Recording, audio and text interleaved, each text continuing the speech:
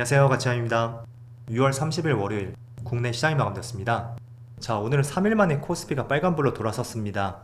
다행히도 코스피는 0.5% 상승과 함께 3071포인트에서 마무리가 되었고요. 그리고 코스닥은 전날과 비슷하게 마무리가 되었습니다. 그래서 오늘은 상반기 마지막 날이잖아요. 그래서 본격적으로 내일부터는 하반기 시장에 대해서 기관과 외국인의 수급도 바뀔 수가 있고, 또 그에 따라 차트의 움직임도 달라질 수가 있습니다. 때문에 내일부터는 조금은 새로운 마음으로서 한번 시장을 바라보자는 말씀 드리겠습니다. 자, 그리고 시가총액 상위 종목들을 보면 오늘은 반도체 관련주 내에서는 하이닉스의 흐름이 좋았고요. 그리고 2차전지도 오랜만에 빨간불이 들어왔고, 또 무엇보다 원전주 두산 에너빌리티가 시가총액 5위까지 올라왔습니다. 그리고 네이버도 빨간불이 들어왔고, 금융주의 흐름도 나쁘지 않았습니다. 또 코스닥 내에서는 화장품 관련주 있죠. 상반기까지 국내 화장품 수출액이 프랑스 다음으로 전 세계 2위에 올랐다는 그런 뉴스도 나왔었고, 또 독일과 미국을 제쳤다는 그런 기사도 있었습니다. 그래서 그런 부분 때문인지 화장품 관련주들 오늘 상당히 좋은 흐름이 있었고요. 그리고 코스피의 수급을 보면 사실 오늘은 그렇게 딱히 좋은 수급은 아니었습니다. 거의 어제하고 비슷한 수급이었고, 외국인은 7,000원 가까운 많은 순매도가 나왔습니다. 반면에 기관 쪽에서는 4,500억 정도의 순매수가 들어왔었죠. 그래서 오늘이 상반기의 마지막 시점이잖아요. 때문에 이런 수급이 내일부터 다시 바뀔 수 있는지 그것도 계속 한번 살펴보시고요. 그리고 반대로 코스닥은 별다른 수급 변화는 없었습니다. 그리고 삼성전자 오늘 상당히 아쉬운 흐름이 나왔었죠. 역시 수급 쪽에서는 외국인의 3,000억 이상의 많은 순매도가 있었고, 그리고 하이닉스도 마찬가지로 외국인의 순매도가 있었습니다. 하지만 규모 자체는 많지 않았고요. 그리고 두산 에너빌리티 거의 장 초반에 다시 한번 신고가를 경신했잖아요. 하지만 수급 자체는 오늘 좋지 못했습니다. 기관과 외국인의 양매도가 있었고, 그리고 네이버도 마찬가지로 오늘 외국인의 많은 순매도가 있었습니다. 그래서 전반적으로 시총 상위 종목들의 수급은 그렇게 좋지 못했었고요. 어쨌든 오늘이 상반기 마지막 날이었으니까 내일부터는 하반기 첫 시작이란 말이에요. 그래서 그 수급이 바뀔 수 있는지 이런 부분들 계속 한번 살펴보시고요. 그럼 이어서 주체별 매매 동향에 대해서 살펴보도록 하겠습니다. 6월 30일 외국인이 가장 많이 매수한 종목은 삼양식품, 이수페타시스, 신한지주, 하이브, LG에너지솔루션 이렇게 순서대로 매수했고, 그리고 기관은 네이버, 삼성전자, 하이닉스, 삼성중공업, KB금융 이렇게 순서대로 매수했습니다. 이어서 해외 증시를 보겠습니다. 우선은 지금 보시는 나스닥은 전날에 신고가를 경신했고, 그 때문에 글로벌 증시의 기대감을 더 키우는 것 같습니다. 우선 금요일날 0.5% 빨간불과 함께 2273포인트 작년 말 고점 있죠? 그 고점을 종가상으로 돌파했습니다. 그리고 S&P 500 마찬가지로 0.5%의 상승과 함께 이것도 종가상으로 신고가를 경신했고요. 다우지수도 1%의 상승이 있었습니다. 하지만 다우지수는 신고가는 아닙니다. 그리고 반도체는 전날과 비슷한 움직임이었고, 국내 시장은 이번 주 금요일날 상법 개정안 통과를 앞두고 있잖아요. 그래서 그 때문에 사전에 국내 증시도 빨간불이 많이 들어오고 있지만, 어쨌든 그 중심을 잡고 있는 글로벌 증시의 흐름도 괜찮다는 것이 지금의 시장을 보다 긍정적으로 볼 수 있는 요인이 되는 것 같습니다. 그리고 아시아도 볼게요.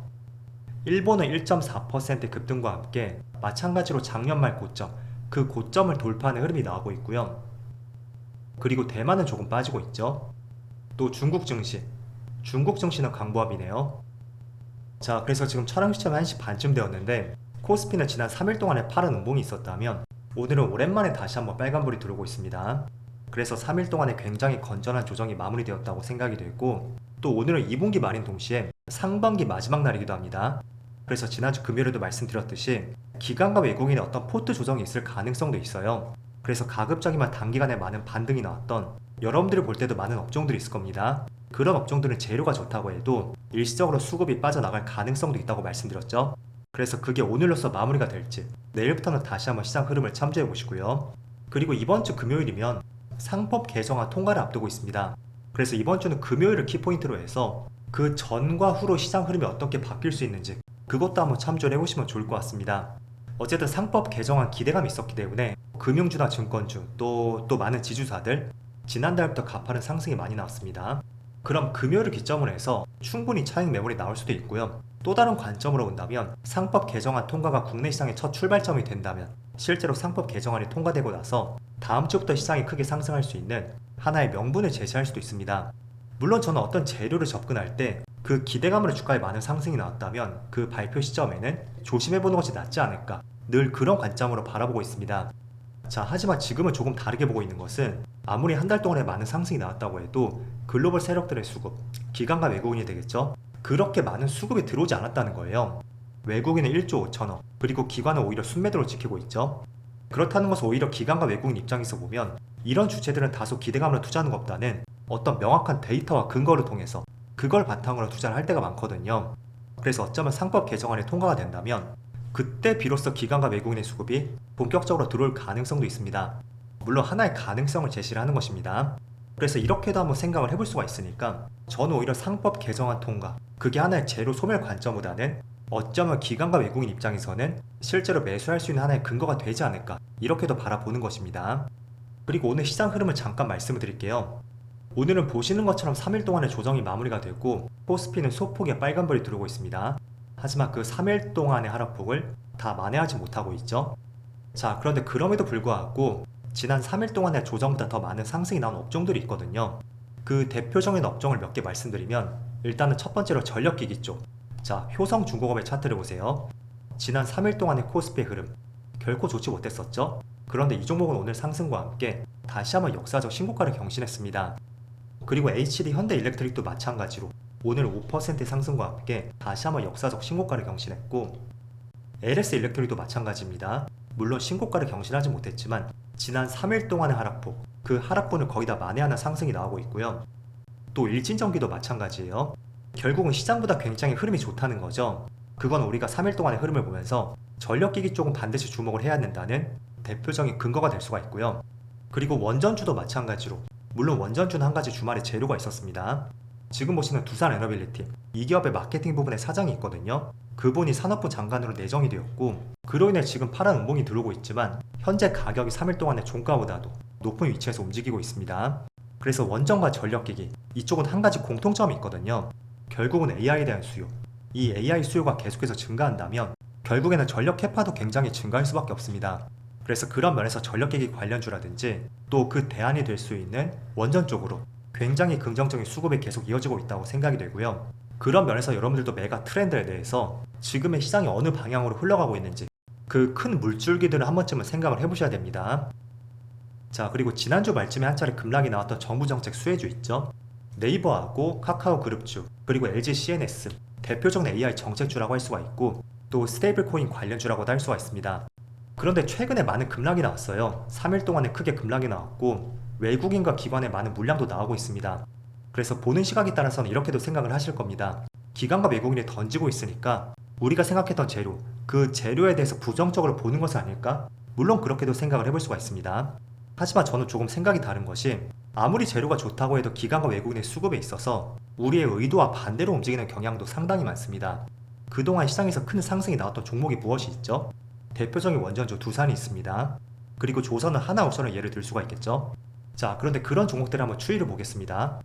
자, 본격적으로 하나오션의 재료가 반영되었던 시점이 바로 11월 초에 트럼프가 당선되었던 시점이었습니다. 그래서 그때 대통령과 통화를 통해서 국내 조선업과 협력할 것이라는 그런 뉘앙스를 풍겼잖아요. 그리고 나서 시장은 크게 급등을 했었고 반대로 또 한 달 동안 큰 조정이 나왔습니다. 물론 이 사이에 기관과 외국인의 매도 물량도 있었고요.